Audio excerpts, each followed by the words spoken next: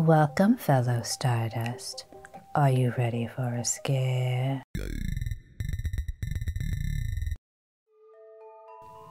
The Boarded Window by Ambrose Bierce.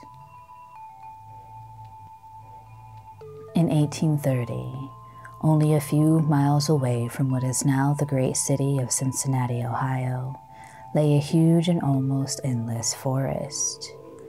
The area had a few settlements established by people of the frontier.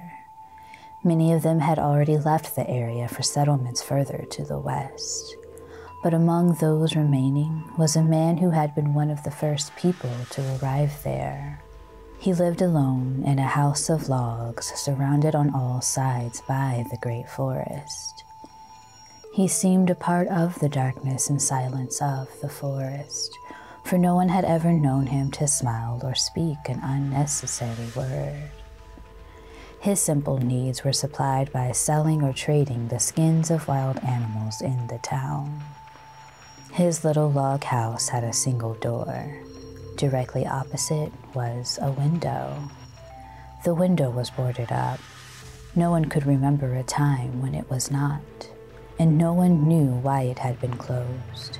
It surely was not because of the man's dislike of light and air. Sometimes he could be seen lying in the sun on his doorstep. I imagine there are a few people living today who ever knew the secret of that window. But I am one, as you shall see.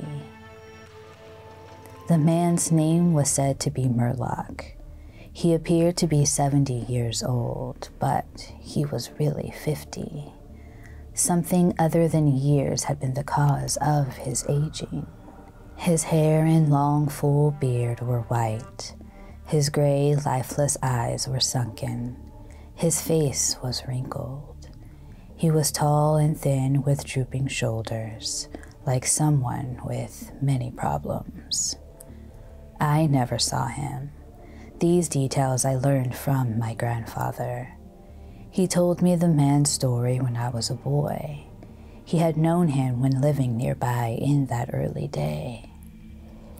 One day, Murloc was found in his cabin, dead. It was not a time and place for medical examiners and newspapers. I suppose it was agreed that he had died from natural causes, or I should have been told, and should remember. I only know that the body was buried near the cabin, next to the burial place of his wife. She had died so many years before him that local tradition noted very little of her existence. That closes the final part of this true story, except for the incident that followed many years later.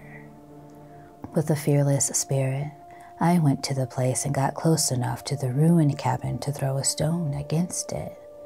I ran away to avoid the ghost which every well-informed boy in the area knew haunted the spot. But there is an earlier part to this story supplied by my grandfather. When Murloc built his cabin, he was young, strong, and full of hope. He began the hard work of creating a farm. He kept a gun, a rifle, for hunting to support himself. He had married a young woman in all ways worthy of his honest love and loyalty. She shared the dangers of life with a willing spirit and a light heart. There is no known record of her name or details about her. They loved each other and were happy. One day, Murloc returned from hunting in a deep part of the forest. He found his wife sick with fever and confusion. There was no doctor or neighbor within miles. She was in no condition to be left alone while he went to find help.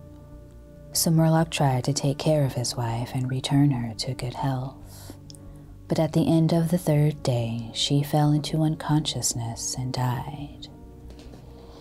From what we know about a man like Murloc, we may try to imagine some of the details of the story told by my grandfather. When he was sure she was dead, Murloc had sense enough to remember that the dead must be prepared for burial. He made a mistake now and again while performing this special duty. He did certain things wrong, and others which he did correctly were done over and over again. He was surprised that he did not cry, surprised and a little ashamed. Surely it is unkind not to cry for the dead. "Tomorrow," he said out loud, "I shall have to make the coffin and dig the grave, and then I shall miss her, when she is no longer in sight. But now, she is dead, of course, but it is all right. It must be all right, somehow. Things cannot be as bad as they seem." He stood over the body of his wife in the disappearing light. He fixed the hair and made finishing touches to the rest. He did all of this without thinking, but with care. And still, though his mind ran a feeling that all was right, that he should have her again as before and everything would be explained. Murloc had no experience in deep sadness. His heart could not contain it all. His imagination could not understand it. He did not know he was so heart-struck. That knowledge would come later and never leave. Deep sadness is an artist of powers that affects people in different ways.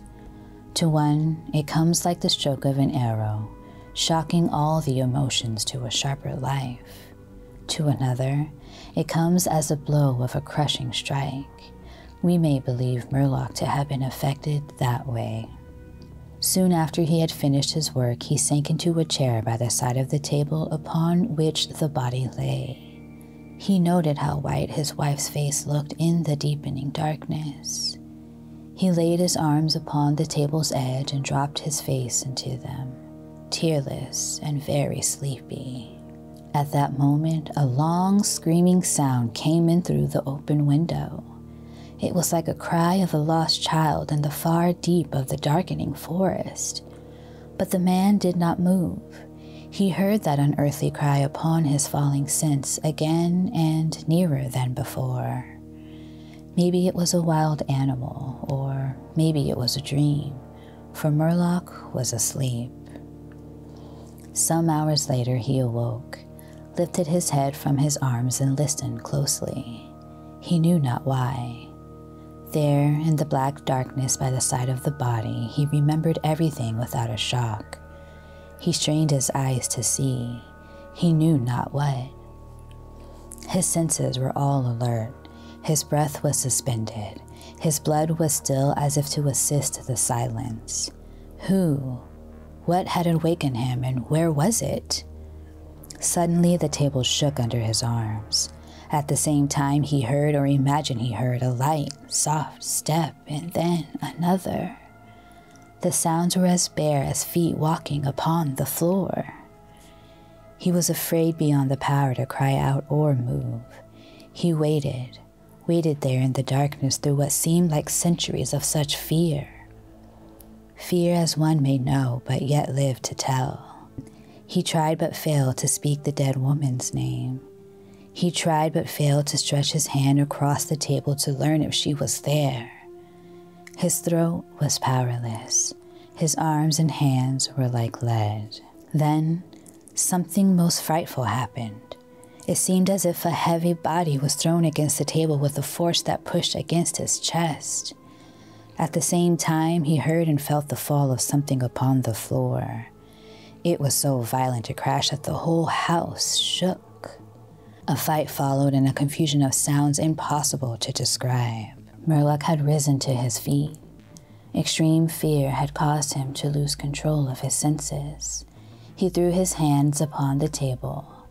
Nothing was there. There is a point at which fear may turn into insanity, and insanity incites to action. With no definite plan and acting like a madman, Murloc ran quickly to the wall. He seized his loaded rifle and without aim fired it. The flash from the rifle lit the room with a clear brightness. He saw a huge, fierce panther dragging the dead woman toward the window. The wild animal's teeth were fixed on her throat. Then there was darkness blacker than before and silence. When he returned to consciousness, The sun was high and the forest was filled with the sounds of singing birds. The body lay near the window, where the animal had left it when frightened away by the light and sound of the rifle. The clothing was ruined, the long hair was in disorder, the arms and legs lay in a careless way, and a pool of blood flowed from the horribly torn throat. The ribbon he had used to tie her wrist was broken, the hands were tightly closed, and between the teeth was a piece of the animal's ear. Thank you for joining me today, fellow Stardust. I appreciate you being here with me. If you would also like to hear me recite H.P. Lovecraft's The Ancient Track, you can sign up to be a patron on my Patreon page. I will have regular exclusive content uploaded for my patrons. If you liked this video, please subscribe and hit the like button. I hope I see you next time. Peace.